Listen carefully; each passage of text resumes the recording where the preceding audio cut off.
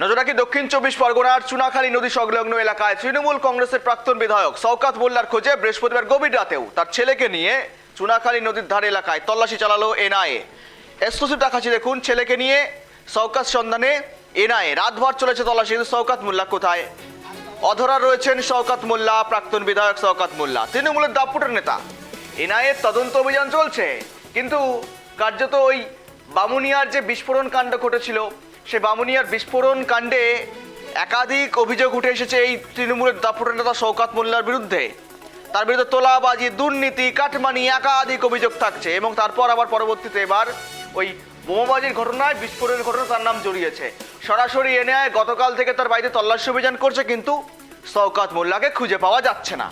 নদী তীরবর্তী এলাকা স্থানে তল্লাশি চালানো হলেও শওকত মোল্লার কোনো সন্ধান মেলেনি।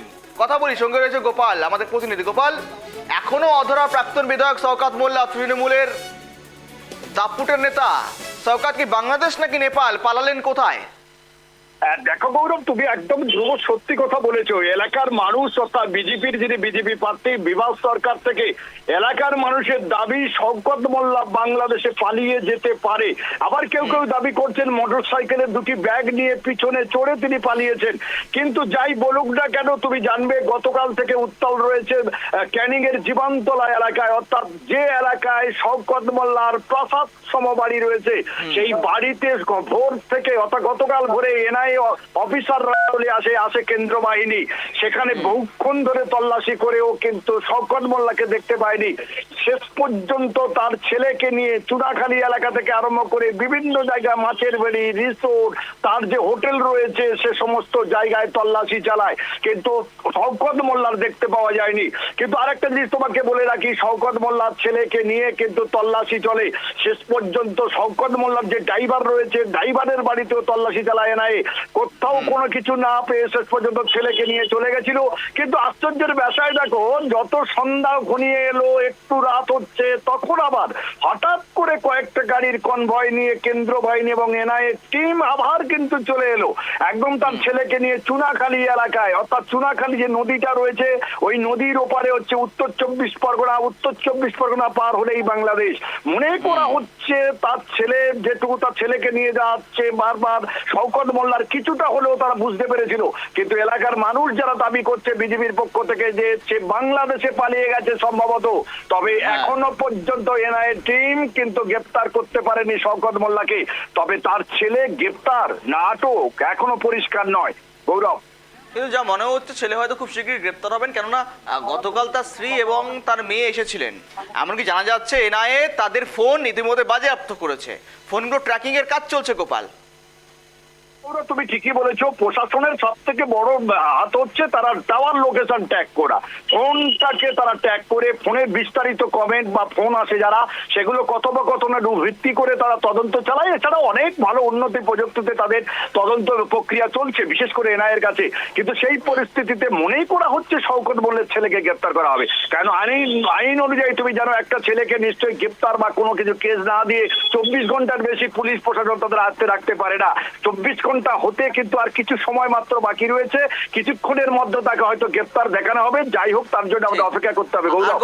গোপাল, এই বিষয় নিয়ে ওই যাদের মধ্যে ভোটের আগ থেকে শুরু করে একদম শেষ পর্যন্ত ওই সাপে নেউলের গল্প ছিল, তুমি ওই নওশাদ সিদ্দিকীর কথাই বলো আর আরাবুল ইসলামের কথাই বলো না কেন, এদের মধ্য থেকে কি প্রতিক্রিয়া পাওয়া যাচ্ছে? তারা তো নিশ্চয়ই বিষয়টা নিয়ে কথা বলছেন, তারা হয়তো সাংবাদিক মুখোমুখি হচ্ছেন, কিন্তু তারা এই মুহূর্তে প্রতিক্রিয়া কি দিচ্ছেন?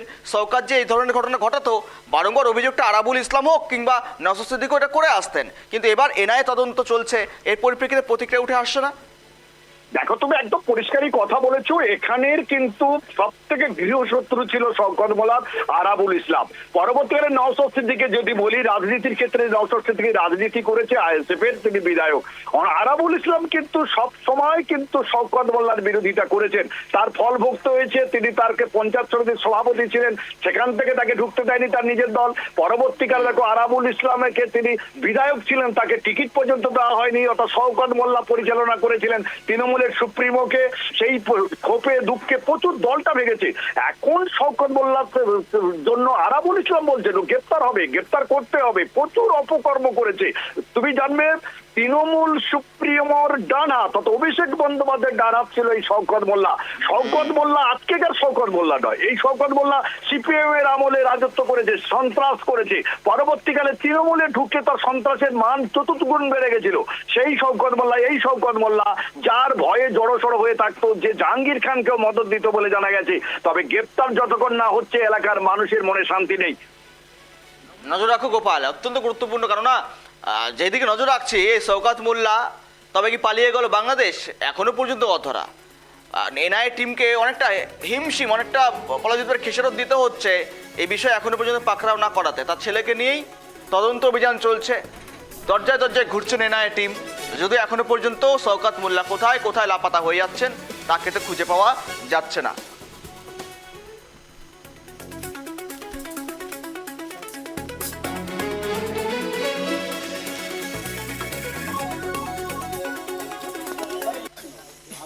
বাংলাদেশে যাওয়ার জন্য আজকের পালাচ্ছে, অফিসাররা তাকে খুঁজছে। আজকের আমরা চুনোখালী এলাকায় আমরা দেখতে পেয়েছি শওকত মোল্লা চুনোখালী এলাকায় দেখা গেছে তাকে। সে বাংলাদেশে পালানোর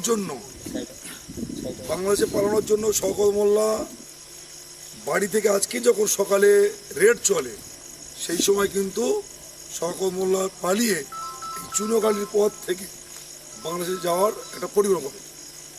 হঠাৎ করে ভারতীয় জনতা পার্টির কার্যকর্তা যারা ছিলেন তারা জানতে পারে, সঙ্গে সঙ্গে তারা আটকানোর চেষ্টা করে, কিন্তু তাদের হাতে আগ্নেয়াস্ত্র থাকার কারণে আমাদের রাষ্ট্রবাদী যোদ্ধারা তার পিছু ধাওয়া করতে গিয়ে খাঁপাড়া পর্যন্ত আটকে যায়। এখন তদন্ত প্রক্রিয়া চলছে, সারা রাত ধরে আজকে তদন্ত প্রক্রিয়া চলবে। শওকত মোল্লাকে মাটির গর্ত থেকে তাকে খুঁজে